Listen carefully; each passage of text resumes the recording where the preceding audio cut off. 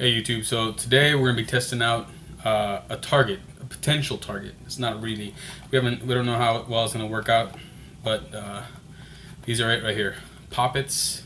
If you ever seen them before, if you grow up in America or anywhere really, they may not have gone by this name, but they're they're these little guys. They're wrapped in pretty much the same paper they used to make cigarettes, and it's just a little pouch, paper pouch full of sand and a little bit of priming compound, mostly magnesium, not magnesium, phosphorus.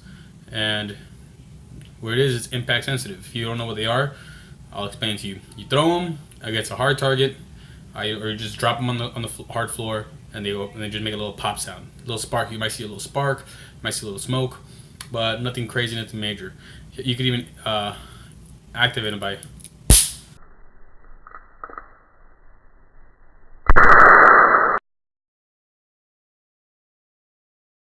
See? Not even a big puff of smoke, just a tiny little wisp of smoke. And it's all they are. They're just fun for kids. They just throw them and pop, pop, pop. Some kids like to throw them at ants and see if they can get an ant. But I want to see if these make a good target. If I hit one of these, and will you see the poof of smoke? Is it going to be like shrapnel, sand going everywhere? Will the little priming compound in here make that big of a difference? I don't know. We're gonna find out.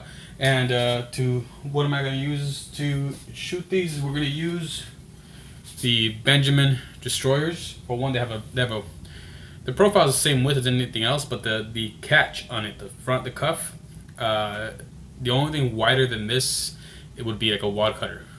And so that gives me a better chance of like snagging it and causing that energy to make the poppet react. So I'm using the Benjamin destroyers. I would be using the Crossman destroyers, but I'm all out of the Crossman brand right now, but they're the same thing. And I'll be using my 2240 with the stock this time for this test, and I'll explain to you why during the shooting, why I use 2240. So, without any further delay, enjoy. Let's see how these work. Alright, YouTube. Here we go. Let's see how good a targets these make. Take it off safe. Using my 2240 for this one, and I'm trying to see where exactly it's hitting. We just hit just a little off to the low. Still low.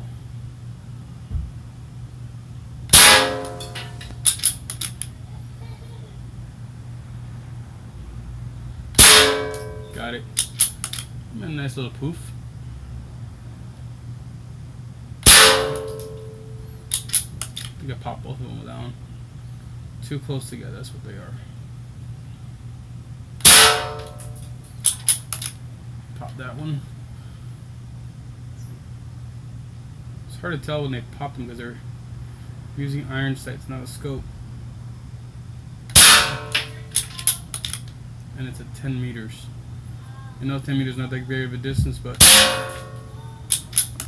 you gotta keep looking back up to see if I hit anything.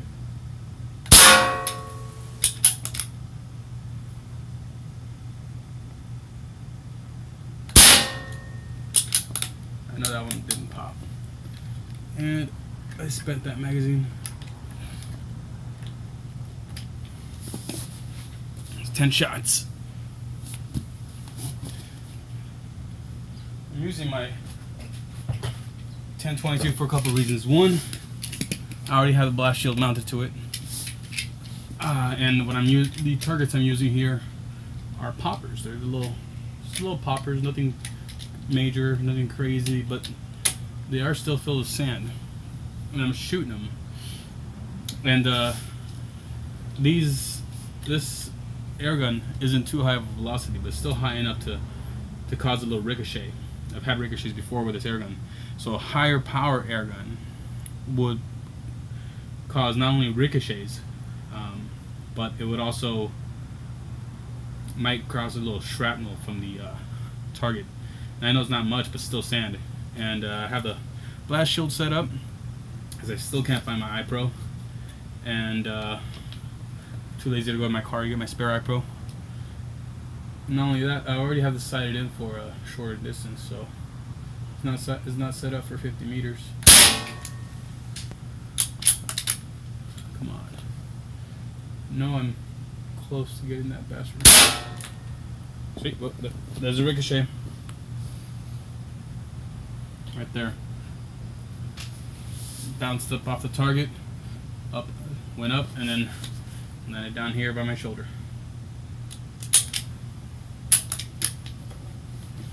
And this is I have multiple targets up there. This is the only rapid fire I have. There's another ricochet. I'm hitting a harder backstop. Even out of this 2240, completely flattened out this pellet. These are Crosman destroyers or Benjamin destroyers. So even with that, it's still flattened out. I'm gonna use up all the pellets. So I'm gonna use all 20 shots of the CO2. So it's hit a little to the right and a little to the left. Okay. There we go. That was a definite impact. And it's got the ones that I'm questioned whether they hit or not.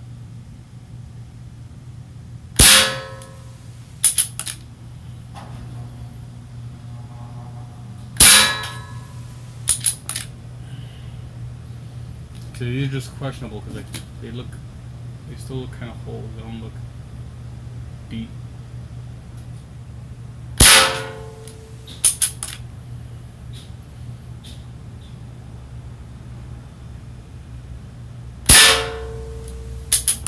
Also, the variance in power. I mean, I know this varies in power based on how much CO2 is in there.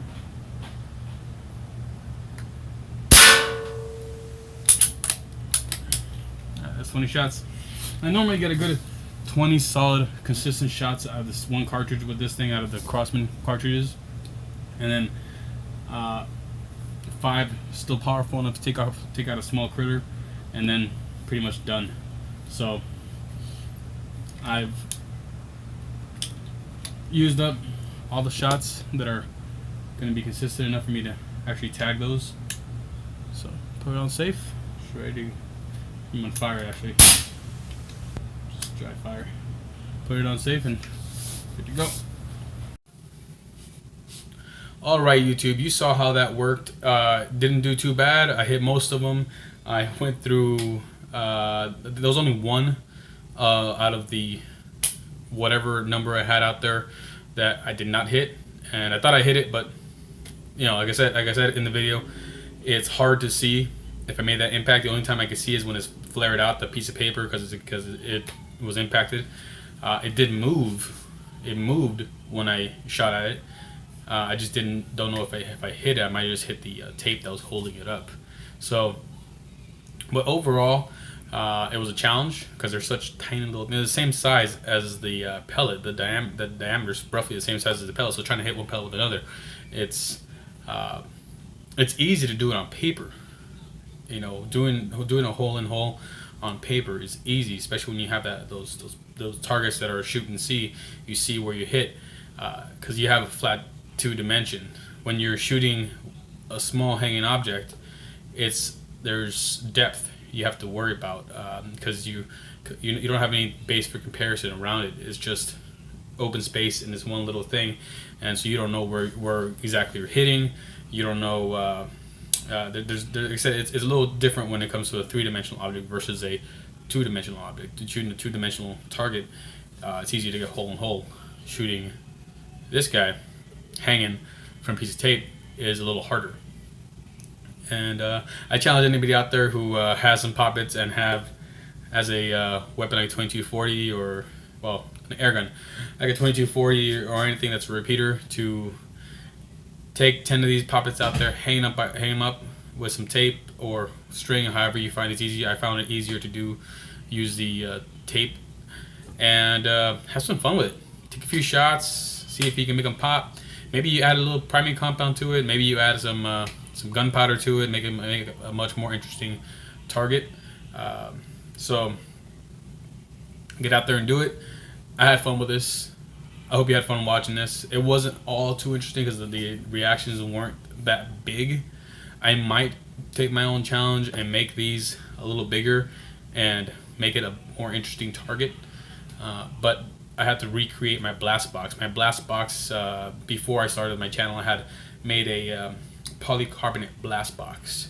I got some 45-degree angle braces, and I bolted it all together to make a polycarbonate sheets for the walls and the 2x4 floor, and that created a safe space for me to work with more interesting targets or interesting projectiles.